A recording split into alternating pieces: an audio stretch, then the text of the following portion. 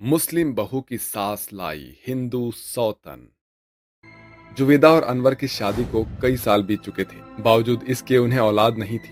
इसी कारण साजिया अपनी बहू जुबैदा को बुरा भला सुनाती थी। जुबेदा, अरे ओ जुबेदा बहू, कहाँ है तू? अरे आज हमें चाय नसीब होगी कि नहीं? अरे इस घर की वारिस तो दे न सकी, कम से कम चाय तो दे दे। अपने सास के ताने सुनकर जुबैदा की आंखों में आंसू भर जाते हैं और वो अपना दर्द छुपाकर बोलती है। बस अभी लाते हैं अम्मी जान। जुबैदा अपनी सास को चाय बनाकर दे देती है। तभी उसका पति अनवर कहता है, जुबैदा, जुबैदा, अरे कहाँ हो मेरी बांझ बेगम साहिबा? जी कहिए अनवर। ये क्या है? हमने तुमसे कल कहा था ना कि हमें हमारा कुर्ता आयरन करके चाहिए। माफ कर दीजिए अनवर, वो हम काम करने में इस कदर मशरूफ हो गए थे कि हमें याद ही नहीं रहा। इसी काम के नहीं हो तुम। जब से तुम हमारी बेगम बनी हो हमारी जिंदगी तो जहन्नुम बन गई है। ये कहकर अनवर पैर पटकते हुए दफ्तर चला जाता है और जुबैदा रोती रह जाती है। वो फूट फूट कर रोती हुई अपने हाथ उठाकर कहती है, या अल्लाह, एक औरत का वजूद उसके बच्चे से जुड़ा होता है, फिर क्यों आपने हमें अम्मी बनने का हक नहीं फरमाया? अपनी बहू को ऐसा रोता देखकर अब्दुल उसके कमरे में आकर कहता है, बहू, खुदा पर भरोसा रख, एक दिन वो तेरी खाली झोली जरूर भरेगा, मगर तेरे अब्बू जान के लिए तू अभी मुकम्मल बहू है। पूरे घर में अब्दुल ही था जिसे अपनी बहू जुबैदा के दुख की पड़ी थी, क्योंकि शाजिया और अनवर ने तो जैसे ठान ही लिया था कि बांझ के ताने मार मार कर जुबैदा के जीने का हक छीन लेंगे। ऐसे ही दिन बीतते गए और बच्चे की कमी के कारण अनवर और जुबैदा के बीच की दूरियां बढ़ती चली गई। उस रोज अनवर रचना से शादी करके उसे घर ले आया। अपनी सौतन देखकर जुबैदा से रहा नहीं गया और वो पूछ पड़ी, अनवर ये कौन है? रचना हमारी नई बेगम है। आज से हमारा तुमसे कोई वास्ता नहीं, समझ रही हो? या अल्लाह, अनवर, आपने हमारे होते हुए एक हिंदू लड़की को हमारी सौतन बना दिया। ये करके आपने हमसे हमारी शनाख्त छीन ली। ऐसा करने पर तुमने ही मुझे मजबूर किया है, क्योंकि तुम तो हमें औलाद देने से रही। अरे हमें तो पछतावा है, पछतावा कि हमने तुम जैसी नाचीज से निकाह कर लिया। अरे अपने कंजर्व कोख से एक औलाद भी नहीं दे सकी हमें। इतना कहकर अनवर अपनी नई पत्नी रचना को लेकर कमरे में चला जाता है। अपनी सौतन के घर आ जाने से जुबैदा जैसे जिल्लत से भर जाती है और रात भर रो रो कर अपने अधूरे अस्तित्व को कोसती रहती है। या अल्लाह, देख ले, अगर आज हम अनवर को औलाद दे सकते तो वो हमारी सौतन ना लाते। ऐसे ही दिन बीतते चले जाते हैं। अनवर और रचना एक कमरे में साथ रहा करते थे। वहीं जुबैदा अकेली रहती थी। कुछ दिनों बाद शाजिया को पता चलता है कि रचना गर्भवती है और वो बहुत खुश होती है। वारी जावा बहू, तू उम्मीद से है, अल्लाह का शुक्र है। इसके बाद शाजिया जानबूझकर अपनी मुस्लिम बहू जुबैदा को नीचा दिखाने के लिए अपनी हिंदू बहू का सदका वार कर उसे घर की नौकर फिना को देकर कहती है, जाओ फिना, ये सारे खैरात जाकर गरीबों में बांट दो। जी हुजूर। जुबैदा सारे गिले शिकवे भूलकर रचना को बधाई देने के लिए जैसे ही आगे बढ़ती है, तभी रचना अपने पांव पीछे करते हुए कहती है, हे भगवान, अरे ओ मेरी बांझ सौतन, मेरी तरफ क्यों बड़ी चली आ रही हो? पता नहीं है क्या एक गर्भवती महिला पर बांझ का परछावा पड़ना सही नहीं? हाँ हाँ, सही कह रही है बहू तू। अरे ओ जुबेदा, मेरी बहू के आसपास भटकने की कोई जरूरत नहीं, चल जा यहाँ से। इसके बाद जुबैदा अपने कमरे में चली जाती है। जैसे जैसे दिन बीतते चले जाते हैं, रचना के गर्भ के महीने बढ़ने लगते हैं। ऐसे ही जुबैदा की सास शाजिया का सारा ध्यान अपनी हिंदू बहू पर बटा रहता है। देखते ही देखते रमजान के रोजों का दिन आ जाता है। जुबैदा ने टूटे मन से रमजान के रोजे रखे थे और एक दिन वो दुआ मांगती है, या अल्लाह, सुना है रमजान के इस पाक महीने में जो भी शिद्दत से तुझसे जो मांगता है वो उसे मुकम्मल हो जाता है। मदद कर खुदा, हमारे दामन पर लगा बांझ का कलंक मिटा दे। ऐसे ही दिन गुजर रहे थे और जुबैदा भूखी प्यासी रहकर रमजान के रोजे में हर दिन एक ही दुआ करती थी। तभी एक दिन उसकी सौतन चिढ़ाने के लिए अपने पति अनवर से कहती है, अनवर, मेरा मन बहुत फीका हो रहा है, प्लीज मेरे लिए बाजार जाकर तीखे गोलगप्पे ले आओ। रचना, इस वक्त तुम्हारा बाहर का ज्यादा कुछ खाना पीना मुनासिब नहीं। मुझे गोलगप्पे बनाने आते हैं, कहो तो मैं बनाकर खिला दूं? ना बाबा ना, क्या पता तुम मुझसे दुश्मनी निकालने के लिए गोलगप्पे में जहर मिलाकर मुझे खिला दो ताकि मैं और मेरा बच्चा मर जाए। और वैसे भी मेरी माँ कहती है, बांझ का छुआ खाना एक गर्भवती औरत के लिए ठीक नहीं। बातों ही बातों में रचना जुबैदा के आगे अपनी गर्भवती होने का गुमान झाड़ती है, जिसमें शाजिया और अनवर भी उसका पूरा पूरा साथ देते हैं। रचना, तुम मेरे साथ बाजार चलो, क्योंकि मैं नहीं चाहता हूं कि तुम मेरी बांझ बेगम के हाथों बना कुछ खाओ, और तुम्हारे गोलगप्पे खाने की ख्वाहिश को मैं पूरा जरूर करूंगा, चाहे मुझे पूरा बाजार ही क्यों न छान मारना पड़े। अनवर का अपनी सौतन के लिए इतना प्यार देख जुबैदा को बहुत बुरा लगता है, मगर उसका दर्द बांटने वाला कोई नहीं था, इसलिए उसका मन छोटा हो जाता है और वो चादर चढ़ाने के लिए मजार चली जाती है। या अल्लाह, रहम करना, रचना के पेट में हमारे घर का वारिस पल रहा है, उसे सलामत रखना। चादर चढ़ाने के बाद जैसे ही जुबैदा वहां से जाने लगती है, तभी एक फकीर उसके सर पर हाथ रखकर कहता है, अल्लाह पर इत्मीनान रख बेटी, वो तेरी खाली झोली भरने जा रहा है, चली जा, अब तेरी बरसों की मुराद पूरी होने जा रही है। इसके बाद जुबैदा मजार का पाक पानी लेकर घर जाने लगती है।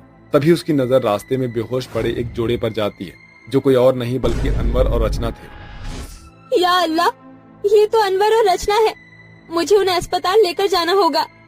जुबैदा दोनों को जल्दी से अस्पताल लेकर आती है, जहां डॉक्टर उसे कहते हैं, देखिए हमने मिस्टर अनवर की तो पट्टी कर दी है, मगर रचना जी के सर में गहरा घाव है, खून भी काफी बह गया है, उन्हें खून की जरूरत है। ठीक है डॉक्टर, आप चाहे तो मेरे खून का कतरा कतरा ले लीजिए, मगर रचना को बचा लीजिए, इसका बचना बहुत जरूरी है, हमें हमारी परवाह नहीं। उसके बाद जुबैदा अपना खून देकर रचना की जान बचा लेती है। इतने में अब्दुल और शाजिया भी अस्पताल पहुंचते हैं। तभी रचना भी होश में आ जाती है। डॉक्टर साहब, हमें यहाँ कौन लेकर आया? जी आपकी हालत तो बचने लायक भी नहीं थी, मगर धन्य है ये भली औरत जिसने अपना खून देकर आपकी जान बचाई। कह रही थी कि आपका बचना बहुत जरूरी है। क्या नाम बताया था उसने? हाँ, जुबैदा। हाँ, अभी वो बेहोश है।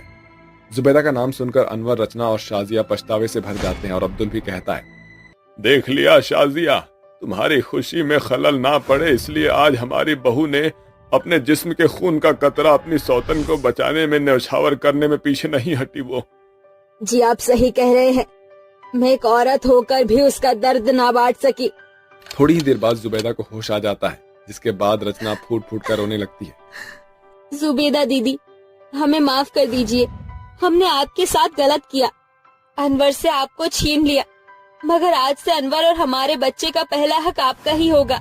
उस दिन के बाद से रचना जुबैदा को बड़ी बहन मान अपने मन की सारी खटास भूलकर जुबैदा के साथ घुल मिलकर रहने लगती है। शीशे में देखकर गुंजन अपना जूड़ा बनाने की कोशिश कर रही थी, जो कि उससे नहीं बन पाता है। तभी गुस्से में कंघा फेंक कर वो कहती है, पता नहीं कैसे हैं मेरे बाल, ना तो सुंदर हैं, ना लंबे हैं, ऊपर से पतले पतले, और जितना चाहे कोशिश कर लूं लेकिन जूड़ा बनता ही नहीं है। इसी की वजह से सबसे ज्यादा लोग मेरा मजाक उड़ाते हैं, ना कोई और हेयर स्टाइल बनता है। सारी लड़कियां मुझे हमेशा यही बोलती है कि मैं बस एक ही सूरत में दिखती हूँ, हमेशा मुझे कोई स्टाइल नहीं आता। गुंजन बेटा, क्या हुआ, खटर पटर कर रही है, और तेरा चेहरा इतना गुस्से में लाल क्यों हो रहा है? कॉलेज नहीं जाना क्या? और पढ़ाई कर। माँ, कॉलेज तो तब जाऊंगी ना जब मेरा हेयर स्टाइल बनेगा, रोज रोज एक ही लुक में जाऊंगी तो क्या होगा मेरा? आपको क्या पता कॉलेज के लड़के लड़कियां मेरा कितना मजाक उड़ाते हैं, बस मेरे कपड़े बदलते हैं, थोबड़ा तो मेरा यूं ही रहता है। माँ, मेरे बाल इतने पतले क्यों हैं और लंबे भी नहीं है? जूड़ा बनाओ तो जूड़ा दिखता भी तो नहीं है। तू जितना सोच रही है उतना तो लोग भी तेरे बारे में नहीं सोचते होंगे। ज्यादा बेचारी बनने की कोशिश मत कर, दुनिया में तुझसे भी ज्यादा ऐसी लड़कियां हैं जिनके सर पर बाल भी नहीं है या फिर पतले बाल है। अब चुपचाप तैयार होकर कॉलेज चली जा, समझी? बस आप डराओ और डांटो, कॉलेज जाकर तो मुझे हर चीज हैंडल करनी पड़ती है ना। ऐसा कहकर वो रेडी होकर कॉलेज के लिए निकल जाती है। दरअसल गुंजन के बाल बचपन से ही पतले थे। उसका स्कूल में मजाक बनता था और अब वो 22 साल की हो गई है, तो उसका मजाक कॉलेज में बनता है। उसे देखने के लिए रिश्ते वाले आते हैं, उन्हें सब कुछ पसंद आ जाता है, पर गुंजन के बाल पसंद नहीं आते, इसलिए रिश्ता होते होते रह जाता है। ऐसे ही एक दिन वो क्लास अटेंड करने के लिए अपने कॉलेज गई। क्लास में आते ही सब लोग गुंजन को देखकर हंसते हुए कहते हैं, अरे देखो देखो फ्रेंड्स, पतली कमरिया क्या चाल है, लेकिन हमें पतले पतले बालों वाली बोलना पड़ता है इसे देखकर हर बार। बिल्कुल ठीक बोला रणवीर, तू पतले बालों वाली लड़की, हाय हाय हाय, इजी हेयर स्टाइल वाली लड़की, हाय हाय हाय। अरे इससे तो जूड़ा भी नहीं बनाया जाता और ना ही कोई हेयर स्टाइल। गिनती के 4 बालों से अब क्या जूड़ा बनाएगी वो, तुझे पता तो है। जूड़ा मोटे घने लंबे बालों से बनता है और ऐसे बाल इसके पास है नहीं। बेचारी कहीं भी शादी पार्टी में भी ऐसे ही जाती है। तुम लोगों की परेशानी क्या है आखिर? अगर इतनी ही चिंता हो रही है मेरी तो आ जाओ, अपने बाल काट कर मुझे दे दो, मैं लगवा लूंगी, उसकी बिग पहन लूंगी। खुश? गुंजन के तीखे जवाब सुनकर सभी का मुंह बंद हो जाता है और फिर क्लास में प्रोफेसर आ जाते हैं जो उन सबको पढ़ाने लगते हैं। वक्त गुजरता है। हर रोज सभी बालों या जूड़े के ऊपर उसे ताने दिया करते थे। इसी बात से चिंतित होकर एक रात जब वो सो नहीं पा रही होती है और रात को करवटें बदलते हुए वो बहुत रो रही थी। क्यों भगवान जी, आप मेरे साथ ऐसा क्यों करते हैं? यहाँ तक कि पार्लर वाले भी मैंने चेंज कर ली, लेकिन मेरे बाल में कोई सुधार नहीं आ रहा। आखिर कब मेरे बाल बड़े मोटे होंगे जिससे मैं जूड़ा बना पाऊँ? ऐसे रोते हुए वो अपना तकिया गीला कर लेती है। तभी एक परी एक तेज रोशनी के साथ उसके सामने आ जाती है जिसके बाल बहुत ही सुंदर और बड़े थे। फिर वो उससे कहती है, गुंजन, अब तुम्हें चिंता करने की कोई जरूरत नहीं है। मैं तुम्हें जादुई जूड़ा दूंगी जो कि तुम्हारी कई सारी इच्छाएं पूरी करेगा और फिर तुम्हें कोई भी तंग नहीं करेगा। तुम इस जूड़े को लगाने के बाद बेहद सुंदर दिखोगी। क्या सच में तुम मेरी मदद करोगी? मुझे जादुई जूड़ा दोगी? पर परी, तुम ऐसा क्यों कर रही हो? जब हमारे परीलोक में पता चलता है कि कोई इंसान परेशान है तो हम उसकी मदद करने के लिए पहुंच जाते हैं। इसलिए मैं तुम्हें जादुई जूड़ा दे रही थी। ये लो और अब खुश रहना। शुक्रिया जादुई परी। अपनी छड़ी घुमाकर परी जादुई जूड़ा देकर चली जाती है। अगले दिन जब तैयार होकर वो अपने बालों में उस जादुई जूड़े को लगाती है तो एक रोशनी से सिर में बाल बेहद सुंदर दिखते हैं और वो भी पहले से ज्यादा खूबसूरत लगती है। इस तरह वो खुद को शीशे में देखकर कहती है, अरे वाह, मैं कितनी सुंदर लग रही हूँ। पर मेरे पास कोई अच्छी सी ड्रेस है जिसे पहनकर मैं कॉलेज में सबके होश उड़ा सकूं। जादुई जूड़े, क्या तुम मुझे एक अच्छी सी ड्रेस दे सकते हो? गुंजन के कहते ही जादुई जूड़े में से एक सुंदर सी ड्रेस निकल कर आ जाती है जिसे पहनकर वो बहुत सुंदर लगती है और तैयार होकर कॉलेज पहुंच जाती है जहां हर किसी का गुंजन को देखकर मुंह खुला का खुला ही रह जाता है। अरे ये अपनी गुंजन ही है ना, हैं? जिसका हम मजाक उड़ाते थे। इतनी सुंदर कैसे दिख रही है भाई? और इसके बाल हैं? इतने घने कैसे हो गए? जूड़ा भी बनाकर आई है। हाँ, जरूर विग लगाकर आई होगी, नकली बाल, वरना इस गंजी के इतने ज्यादा बाल कभी हो ही नहीं सकते। अगर तुम्हें विश्वास नहीं है तो मेरे बालों को खींचकर देख लो, ये मेरे असली बाल हैं। समझ आई बात? गुंजन की बात सुनकर करिश्मा, रणवीर, श्रेया उसके बालों को खींचकर देखते हैं जिससे उन्हें उसके असली बाल प्रतीत होते हैं। इससे उनका मुंह बंद हो जाता है और गुंजन सबको अचंभित करती है। साथ ही सब उसके बालों की तारीफ करते हैं। सुंदर बालों की वजह से उसके लिए काफी अच्छे अच्छे रिश्ते आते हैं और प्रमोद नाम के लड़के से उसकी शादी हो जाती है। जहां ससुराल में सब उसके सुंदर बालों को देखकर खुश थे और ननद और सास चिड़ी हुई थी क्योंकि उनके बाल अच्छे नहीं थे। शादी के पहले दिन ही अपने लंबे गीले बालों से गुंजन अपने पति को जगाने की कोशिश करती है जिसके छींटे मुंह पर पड़ते ही प्रमोद जाग जाता है और कहता है, ये तुम्हारे लंबे लंबे सुंदर बाल कसम से बवाल लगती हो यार। रोज इसी तरह से मुझे उठाओगे ना तो मेरा तो सुबह उठने का मन ही नहीं करेगा। अच्छा जी, अब उठ जाओ, सुबह हो चुकी है, चलो। ऐसा कहकर गुंजन जाने की कोशिश करती है लेकिन प्रमोद उसे अपनी तरफ खींच लेता है और वो प्रमोद के ऊपर गिर जाती है। तुम भी ना, दुष्ट कहीं के, जल्दी से रेडी हो जाओ, मुझे ब्रेकफास्ट भी रेडी करना है। ऐसा कहकर अपना जूड़ा बनाकर रसोई में चली जाती है और कहती है, मेहनत करने की क्या जरूरत है, जादुई जूड़ा है ना। हे जादुई जूड़े, लाजवाब खाना तैयार कर दो।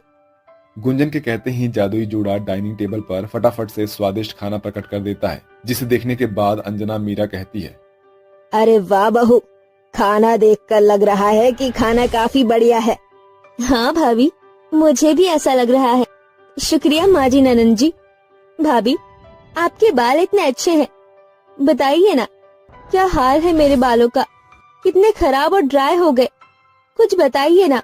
हाँ बहू, मुझे भी कुछ नुस्खे बता दे, मेरे बाल सफेद हो गए हैं। बड़ा बताऊंगी मैं इन दोनों को ताकि इसके बाल अच्छे हो जाए, फिर आस पड़ोस में मेरे बाल की चर्चा की जगह इनके बालों की चर्चा हो। मैं क्यों बताऊं? अरे माजी ननन जी, इतने सुंदर बाल तो मेरे बचपन से ही हैं। मैंने अलग से कोई शैम्पू या तेल नहीं लगाया, तो मैं आपको क्या बताऊं। अच्छा ऐसी बात है। दिन बीतते जाते हैं। आस पड़ोस के लोग गुंजन के बालों की तारीफ करते हैं, जिससे सास और ननद को काफी जलन होती है। इसलिए मीरा बार बार अपने भाभी के सुंदर बालों का राज पूछती है, जिससे गुंजन को अपने सुंदर बालों का घमंड हो जाता है और वो बिल्कुल भी नहीं बताती, उल्टा सास और ननद को सुना देती थी। साथ ही अपने जादुई जोड़े का वो जब चाहे तब गलत इस्तेमाल करती थी। घर में कोई नहीं था, घर की सफाई करनी थी। सोफे पर पैर फैलाकर टीवी देखते हुए गुंजन कहती है, ओ गॉड, माँ जी और वो खड़ूस ननद आने ही वाली होगी और मैंने अभी तक कोई काम नहीं किया। क्यों ना जादुई जूड़े से करवाओ। हे जादुई जूड़े, जल्दी से इस घर की सफाई कर दो।